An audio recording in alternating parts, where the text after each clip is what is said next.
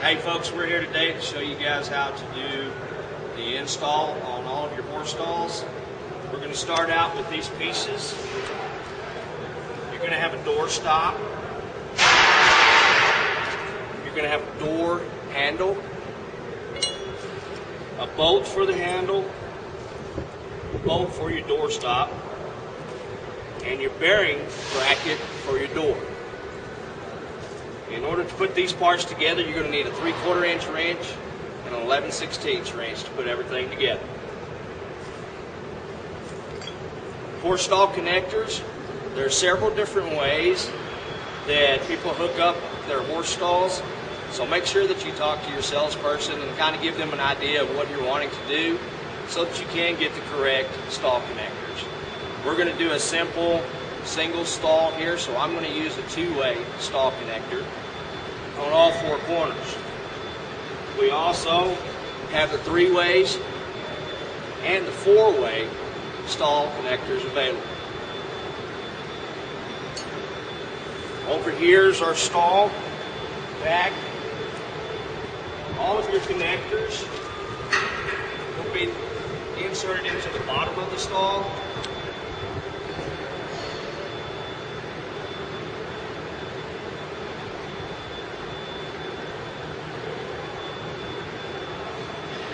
Inserted into the bottom of the stall and at the top of the stall.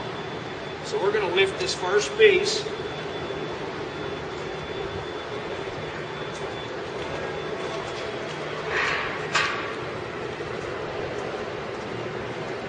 As you can see, the stall connector is here at the bottom. That's going to allow us to make our 90 turn and start putting the stall together. Okay. As you can see, you have to lift the stall and set it over the stall connector that we put in the corner at the bottom. After you've done that, you'll take the other two-way connector, place it in the top. Now your corner is hooked up.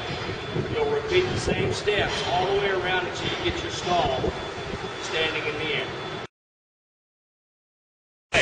As you can see that we have on the stall erected, we have the stall connectors in the top and bottom of all four corners so that everything is secure. Now the next step is going to be hanging the door. Okay, now we have the door front here. We're going to hang it up on top of the stall itself. On the top of the door, we have bearings that ride up here in the carriage to allow the door to roll back and forth with ease. Sometimes these doors, whenever they are welded, will draw a small amount. The way to adjust this is to take your rubber mallet and hit this hood, either down or up, depending on what you need for it to hang plumb. You can see the edge of the door here, we're hanging plumb. So we won't have to make any adjustments on this particular door. The next step is going to be the bearing track roller, which fits on the inside of the door. Moving around to here, you can see that you have a stud inside this door jamb. This stud right here is what holds the bearing mount. The top track, this is for your wood. Underneath there is another track here.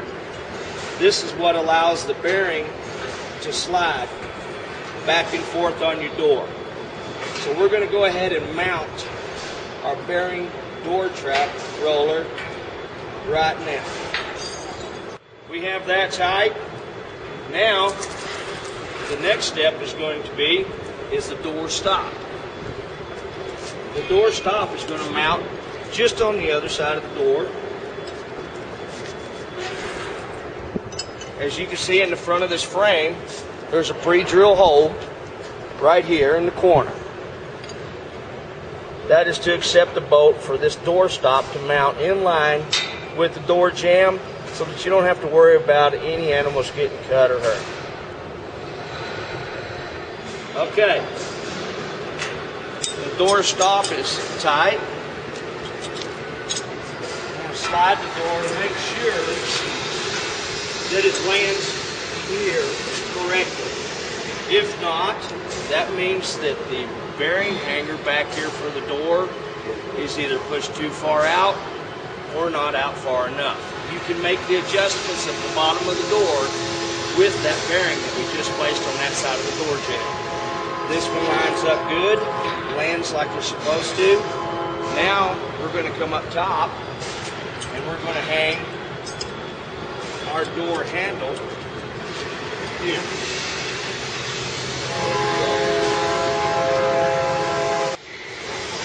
Okay, we have the handle mounted on the front door now.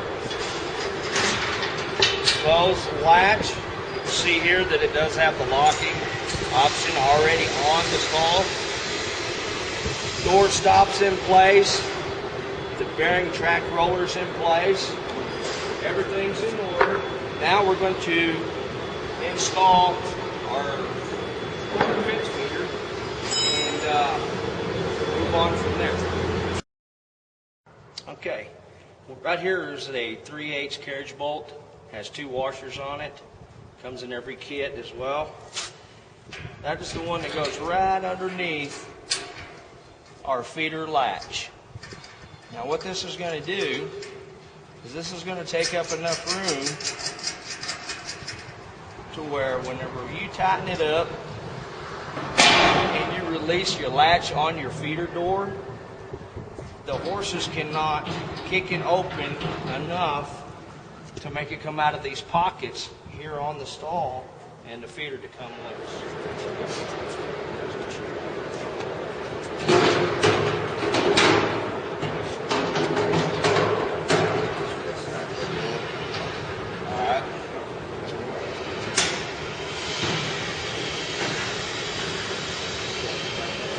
All right, now that you see that this feeder was put in, you'll notice this peg right here is hitting the edge of the stall.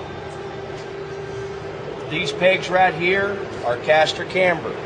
You'll use an Allen wrench, you'll loosen the bolt on the inside and turn this peg, and it'll make the feeder shift to line up.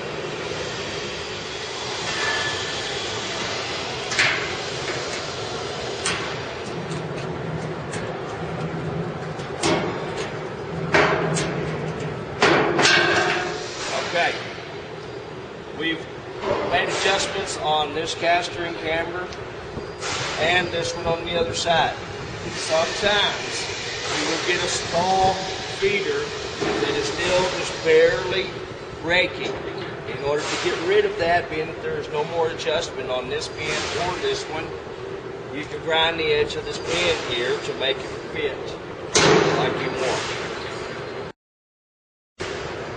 All right, the last thing is putting the wood in each one of the stall pieces. On the wood, all your pieces are going to be 47 5/8 inches long. They're pre-cut if you get the kits from us to put inside of your stall. If not, you can go to any lumber yard, get the 5/4 by 6 lumber treated, and you can cut it and install it yourself. You want the top edge to go up in the track. There's a notch at the bottom that allows it to fall into place. You will slide it to the end and bring it all the way back. Load it back to the spot that has the cutout. On the last piece, when you go into the notch area, there's a pre-drilled hole here in the track. You can put a wood screw in this pre-drilled hole, and that will keep this one in place so that it can't be lifted out and lose any wood from your stall. Whenever you go to put your wood kits in, all of your wood kits are going to be the same length boards. You will have to make the cuts to go underneath your feeder out to this front leading edge. All of your sides, your fronts, all of that stuff is going to be the same length.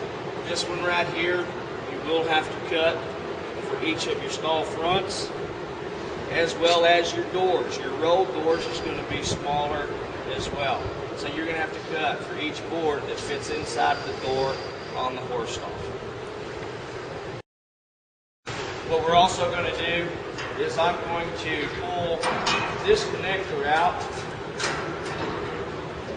which was a two-way for a single stall, and show you that you will place the three-way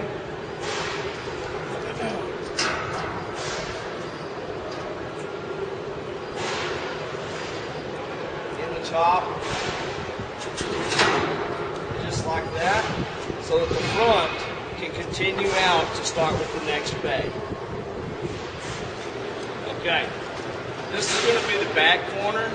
If you decide to set up your stalls back to back, you will want to use a four-way stall connector.